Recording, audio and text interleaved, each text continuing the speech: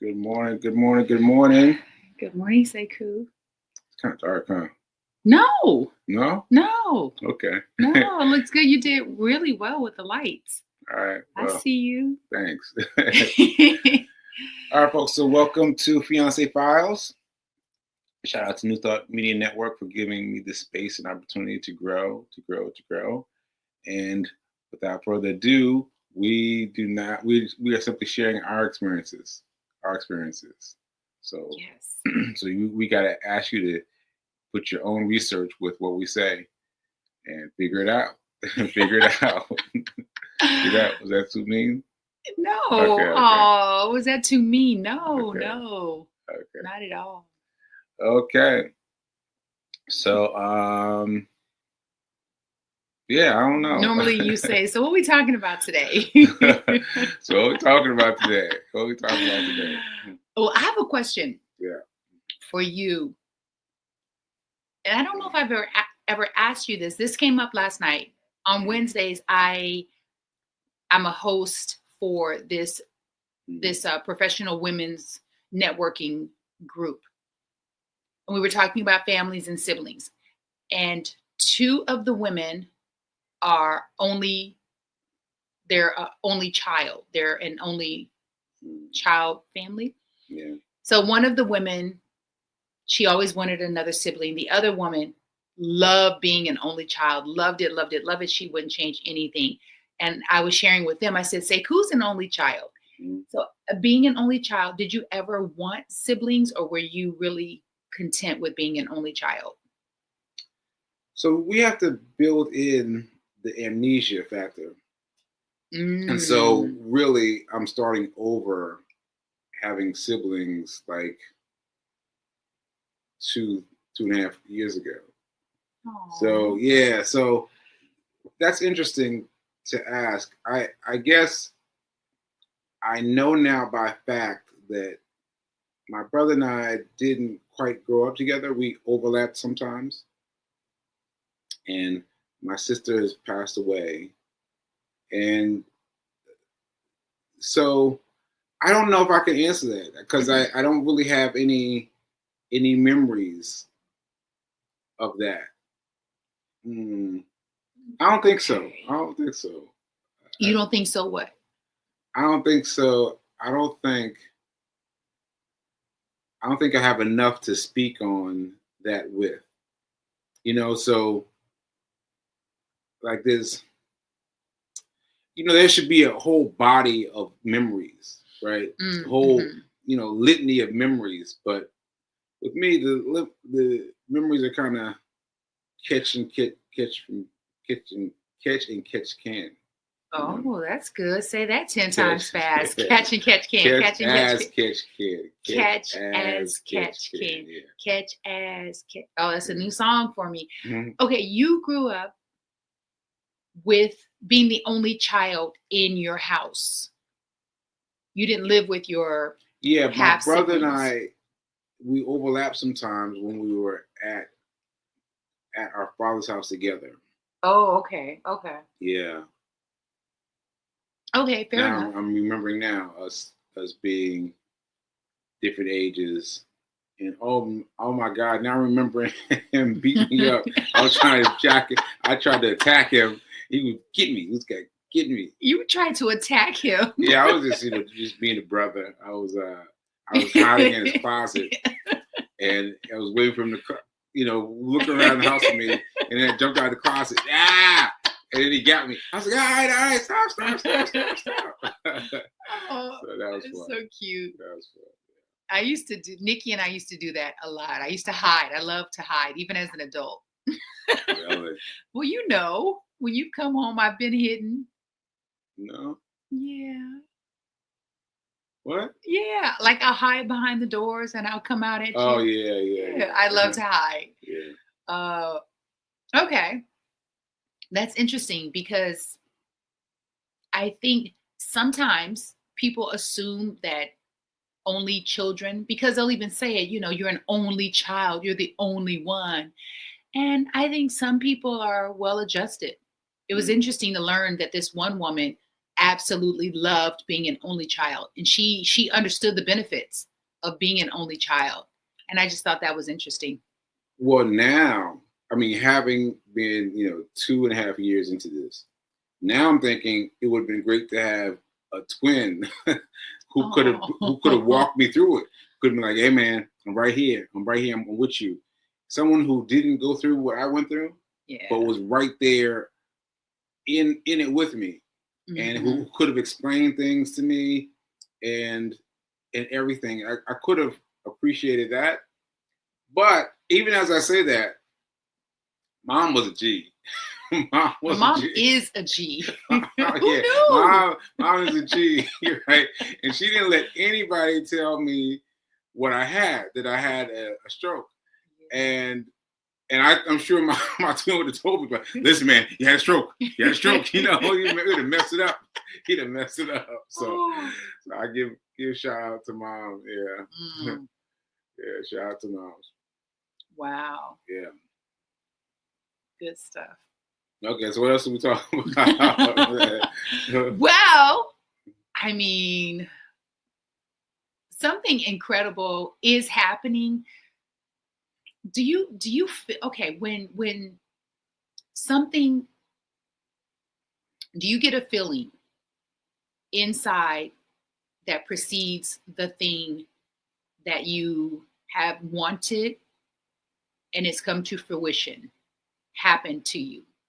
Like, do you get a feeling? Do you get a sign? Is there a warning? Am I making sense? I don't know if you're making sense to me. I don't understand what you're asking me. But it sounded good, though. It sounded good. So I think I want to say all of my life, but that's probably not true. Oh, wow. Since I've been aware of it, every time something amazing is on the horizon, I know it because I can feel it. I'm like, and so then I say to myself, then you got to give yourself some ease and grace when you don't feel it, when you're going through it and you're like, oh man, every door I'm beating on is not opening, or it's not opening wide enough. And so I said around December, I said, Sekou, 2025 is going to be our year. Yep. I've been saying that. And the feeling hadn't caught up with it until maybe the first week of January. And for me, it starts like right now, I can feel it. I can feel it. I can hear it in my voice, but I can feel it right here. It's tingling on this side of my head, and right here, and underneath my chin. Like it's all pulsating. Wow. And it has been for weeks pulsating. Wow. I'm on the subway and I'm pulsating, and I'm like, okay, don't smile too much because they told you don't be out here in these New York City streets making eye contact and smiling. And I have to hold myself back because for a long time, and I know you guys, so for those of you who might be just tuning in, if you don't know us, I'm Fee King, he's Sekou Writes. We've been friends for over 20 years. We met at the African Black Film Festival. African American, thank you. Film Festival. ABFF in the house. Sekou Writes has suffered 2 strokes, and so his memory is different today than it was before. He is now 2.5 years old. He's about to have a 3-year-old birthday party. We're going to have a big party. For real. For years, I have envisioned Sekou and I working together. For years. I sent him a text about it, and he doesn't remember getting it.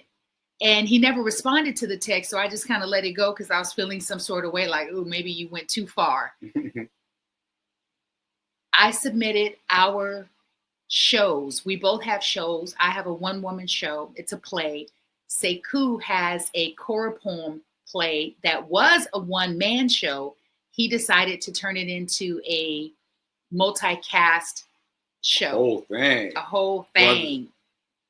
Well, my director at Fisk turned it into this whole thing. I just let it go with it.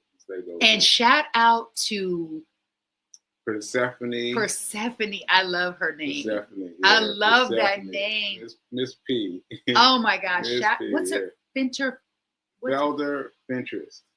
That's a name. Yeah, I know. Woo! And you know, trying to get into it, like my stroke and trying to get her name was hard.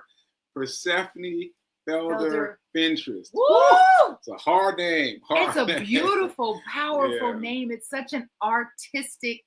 You have to be an artist to have that to embody that name. Yeah, for sure. She did amazing things with his play. Yeah. His play is also autobiographical. Mm-hmm. I submitted the plays. So Sekou and I have been talking about this. And again, sometimes he doesn't remember, but we have been talking about what if we mounted our shows and one night my show opened, the next night or the next week your show opened. It was an overlap. And we have been putting it out there, submitted the plays. We received notice Monday that both of our shows got accepted into the New York Theater Festival competition. I love a good competition. And the reason why is because it really awakens my creativity. And the stakes are high because you get to win money in this one. And so whoever wins, we both win. It's going to be a win-win for us. Yeah. And being able to perform our, bless you, Nelson. Nelson said, that's right. That's right. It's going to be a win-win.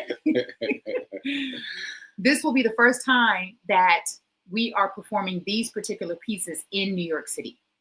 Sekou's performed his has been mounted in Nashville, but not in New York City.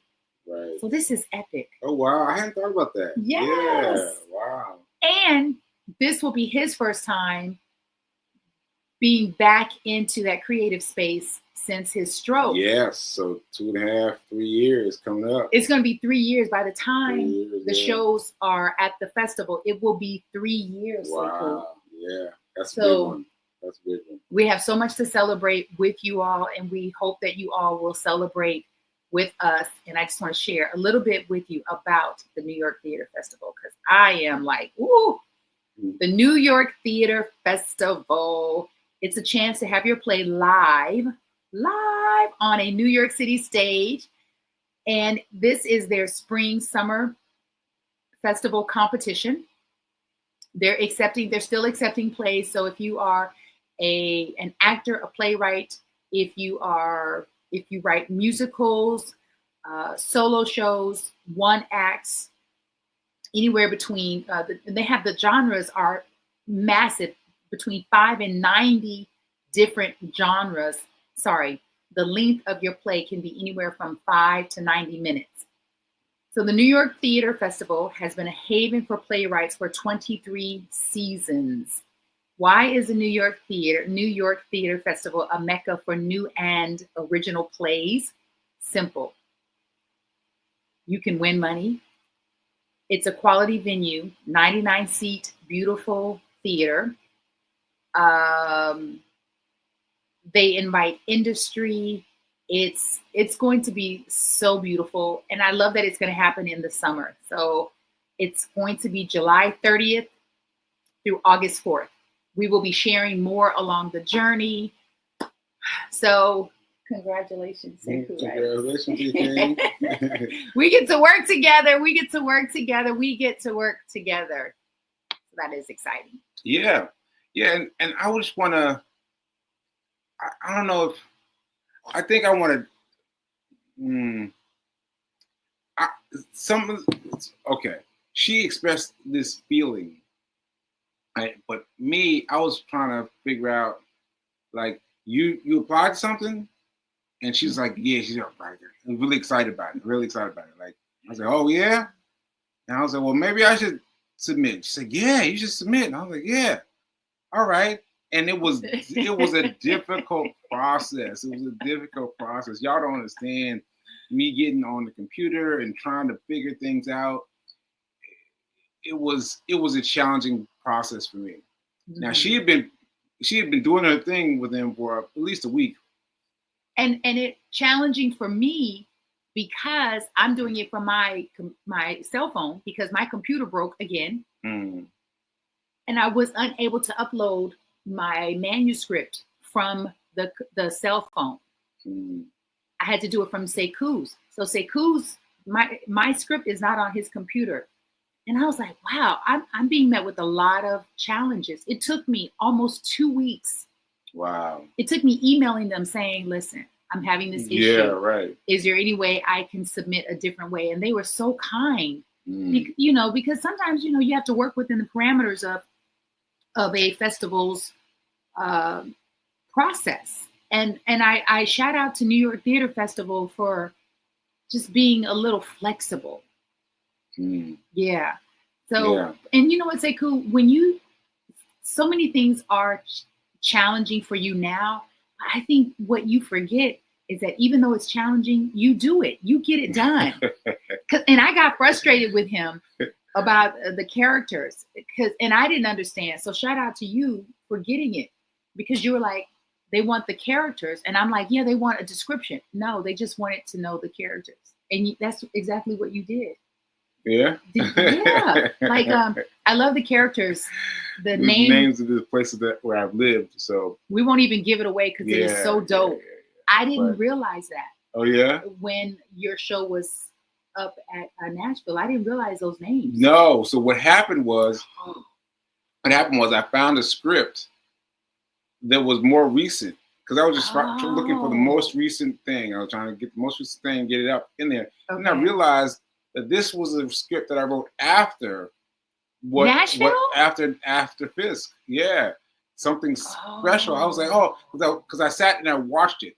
I allowed myself to sit and watch the play as Persephone envisioned it. Yes. And then I wrote some things based on that. And it has been unearthed. It's been unearthed. I was like, oh, this looks good. Okay, I can do this. And so yeah, it's an interesting way of portraying the characters. I love it. When I was looking over your shoulder, I thought, I missed that in the play, because I saw the play 2 or 3 times in Nashville over that weekend. Yeah. You're so talented.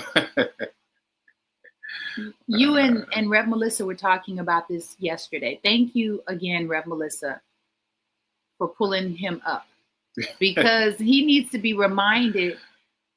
And I've been saying this, Sekou, and I have receipts because of this new technology, because of social media.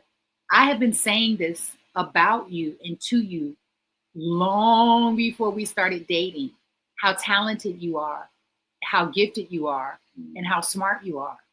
And you get to be reminded you are so talented, and you're an incredible writer. And more people get to experience you post-stroke, even though some of your work is before your stroke, but you're going to bring the new Sekou to your work. Yeah. I'm so excited. Like, I'm telling you, I am reverberating. Meanwhile, I'm scared. Oh, me too. Yeah, well, good.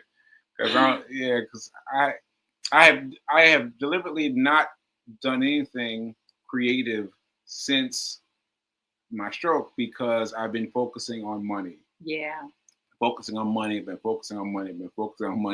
And I've shut myself off from everything else. Stopped doing bracelets. I stopped doing cars. I stopped doing everything to focus on money. Yeah. And I feel like this is my final deadline now. That's how it affected me. Because you said like end of July, beginning of August. I was like, all right, that's it. That's my bell for ringing of my end of doing things for money. Like, I need to reach a certain plateau by the time we get to July 30th. Yeah, by the time we get to July 30th. Well, cool. That's why I didn't tell you about the play, because you made it perfectly clear to me. No, Fee, I'm not gonna do the creative. So I didn't want to push it. I was just like, you know what? He said several times that he's focusing on money. I respect that. I support it. I also believe that you're an artist. Yeah. You're an artist, and your artistry will only support you building wealth. Mm-hmm. And I know for me, I feel very blocked and cut off and disconnected when I'm not creating art. Yeah. And I've been in denial about it for like 7 years. Oh wow. You know, I'll dibble dabble and I'm like lit up and I'm on fire and I'm excited and I'm just like, and then I'll go back to the illusion of safety, the illusion of what do you call it? Constant. That's not the word, but where there's a lack of security. But that's, you know, the word I'm looking for. It'll come to me or not. You're like, you know, I'm 2.5, girl. Yeah, right. Some of those words. Oh, come on. You are like the wordsmith. You know what's funny? How those words slip in. Those words slip in every once in a while. Those big words. You use. I'm gonna tell this story. I don't know if I told this story before, but this funny story. My mom tells the story all the time. That when they were all gathered around my hospital bed, and I was trying to say something, and they were looking at me like, I don't know what he's trying to say. And then I said, you know, it's just so hard for me to articulate myself. And they were like, oh, and they started laughing. And I was like, what's funny? They were like, because you use that word articulate, you're going to be all right. So I appreciate that. Let me tell you, Sekou, and I don't remember who they were. I want to say it was Pastor Joelle Darby. She and I were in communication, and she told me that you were using big words. Oh, yeah. Yeah. And that gave me, I was just like, oh, he's fine. Oh, wow. Like if he's using the fact that you were speaking, right. And then, and you know, she and I laughed about it. I remember that. She didn't tell me that story, but she said that you were using big words. And I was like, yes. And so shout out to Pastor Joelle Darby, because I didn't find out until recently, talking to my mom, that the pastor can get past everybody. In the hospital? Yeah, the pastor can get all the way past the people waiting to see me. So the pastor can go in there with the doctors, and so she was in there helping. So shout out to you, to you for being there and helping me before I could even remember you helping me. You know, because I didn't understand that was happening at all. Thank you, Pastor Joelle Darby. I appreciate you. Yeah, that's good to know. Yeah. The things that we get to learn. Yeah, there's so many things I get to learn, because everyone, it's like, it's a part of everyone's memories from way back when, right? 2.5 years old, right? So yeah, I'm a bit beyond where they had these memories, right? But now I need those memories because I passed those time periods without generating any memories. You know what I mean? Like, no. Okay. I don't know what you just said. So I'm saying, like, you experienced me, like you had some experience about how you found out and stuff like that, right? Yes. But meanwhile, I am completely gone, right? I'm in a space where I can't understand anything that's going on. And so by the time now that I'm reaching back for that story, it's like you got to pull back. Yo, wait a minute now. I remember that from way long time ago, from 2.5 years ago. But I am just experiencing this from other people. So Tondi, my friend in Boston. So she started to tell me what happened for her. She started to tell me about a friend of hers who said run to Facebook, and I had to stop her. I changed the subject. Because it was triggering for me. It was triggering for me. I was like, I just changed the subject on her because it felt close to me. And you know what I mean? It was like it felt close. And so anyway, I'm trying to let these old stories in. Okay. As I move forward. And it's hard, you know? Yeah. Okay, Finn? Yes. Okay. Yes. Yeah. I could imagine. Yeah. Yeah. And that speaks to the process, because you're really mourning who you were. You're mourning your old self. And I think anyone who has ever lost anyone. Oh, let me say something right there, because this happened to me yesterday. My phone operates like Facebook, like a social media thing. Oh, so now you Mark Zuckerberg. What? Nothing. It's like, what? I don't know what you're talking about. But it does, it behaves as if it's a social media thing. Okay. Right? So my phone, I have a Samsung phone. I'm sorry. Whatever. Stop. Let me finish this. So I go to my phone, my gallery on my phone, and it shows me scenes from way back when. It'll list all these categories, like 5 or 6 categories of different things that it wants me to see. And I've been avoiding these things. I've been avoiding them. And last night I pressed one of them, and it took me so far back to people I don't even really recognize, and it was hard for me. It's hard for me. I just had to cut it short, because I don't know. It's like my phone is taking me too far back into my past, into my old Sekou, as you would say. And I need to be focused on me, my 2-year-old self, 2.5 years old self. I need to focus on him. Your new shiny bright Sekou. Yeah, something like that. Yeah, something like that.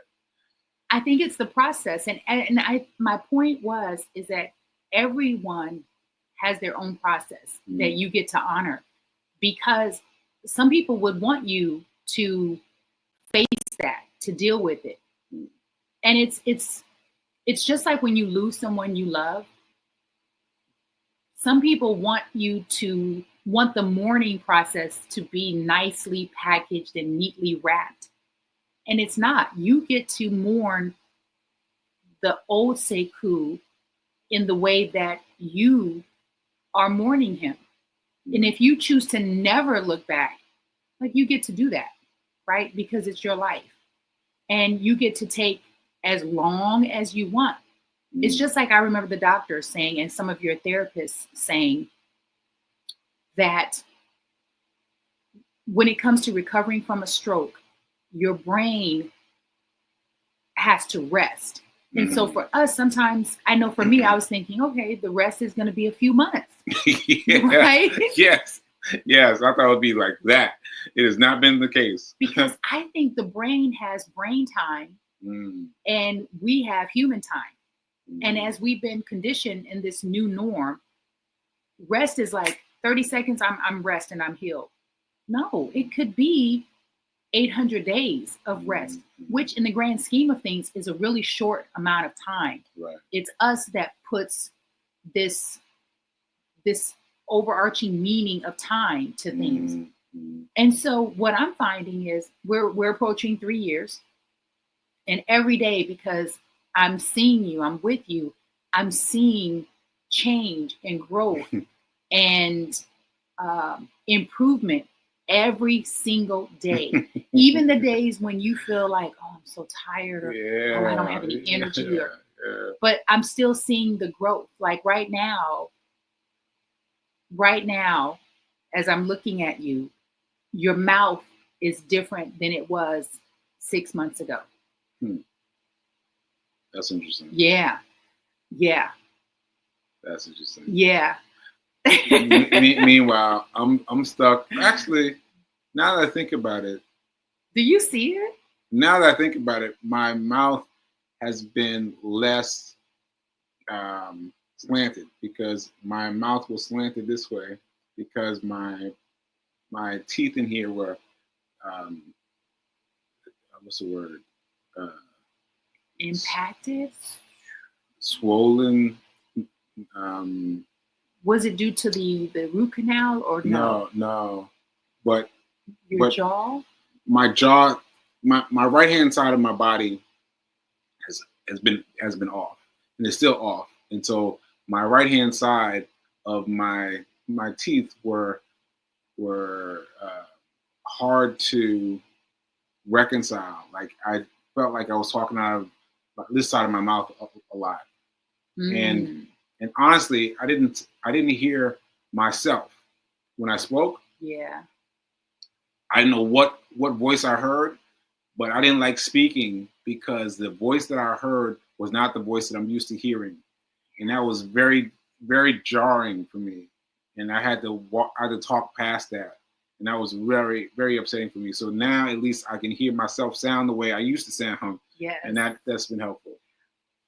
Oh, are we out of time? Oh yeah, shoot, we way past time. Sorry. We way past time. Yeah, we got into it. All right, folks. Remember that now is better than perfect, and we'll see you next week. Later.